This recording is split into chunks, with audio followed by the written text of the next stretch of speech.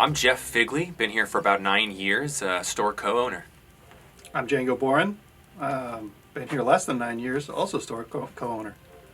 Comics Place has a very storied past. We are owners 4 and 5. Ish, probably. Simultaneously at that moment, but it's got a long history. I think you know the beginnings of it a little bit drier than I do. Yeah, I mean, it was started by a guy named Mike in 1982. Yeah, I think we're like 39 years ago, yeah. Yeah, we kind of stumbled into the place. You know, it wasn't, I don't think either of us really thought that we would end up owning it or being involved even to this capacity. And then we were, and now we are. At this convention we were just at, virtually, someone said the quote, you don't find your way into comics, comics finds you. Yeah. And that is exactly our relationship with it. It was like, I really like shopping at that store. Oh, goodness. I work here. Oh, goodness. We own it. It's like the Bob Dylan quote, right? Sure. I don't write them. I just write them down. I just write about dogs. I write about dogs.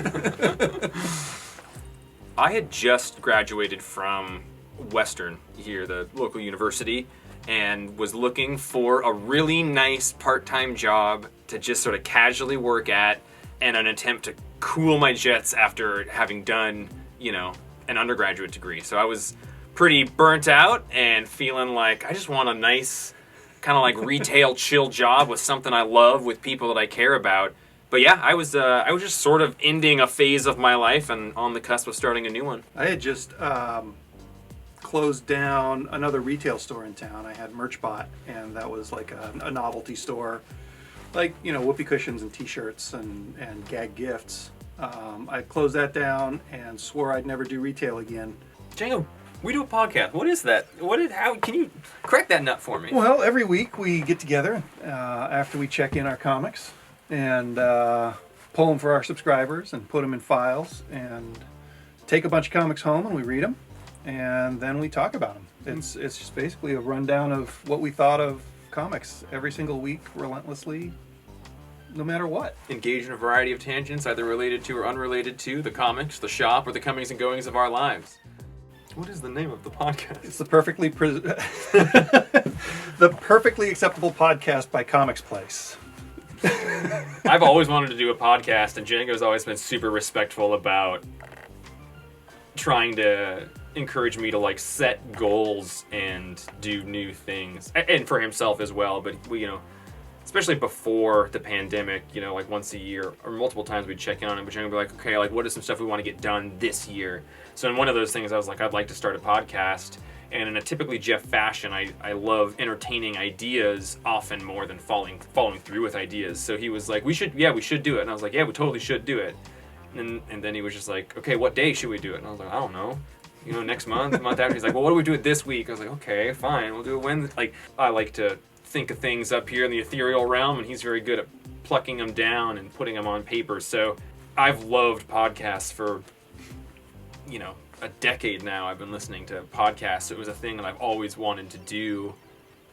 I think as it started, it was an attempt to sort of keep people current on things coming up, and sort of those people who aren't as blessed to be in a situation where they can read anything they want, to sort of tell people, here's a bunch of new stuff, here's the stuff that we think is worth spending your money on, and trying to be thoughtful and generous about why other things might not be, and what makes things particularly good or unique. I look at the businesses that I've started and stopped, and all the weird failures of each one as just kind of tuition for, the college of real life, I guess. I mean, I don't have a super strong belief that everybody needs to go to school in order to do a thing.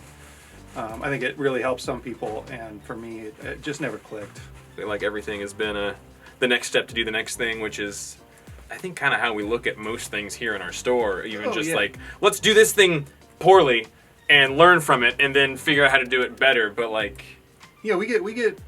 we make big mistakes still every single week, and we just try to learn from it and not do exactly the same goof again. Trained on the streets. Yeah. This goddamn town.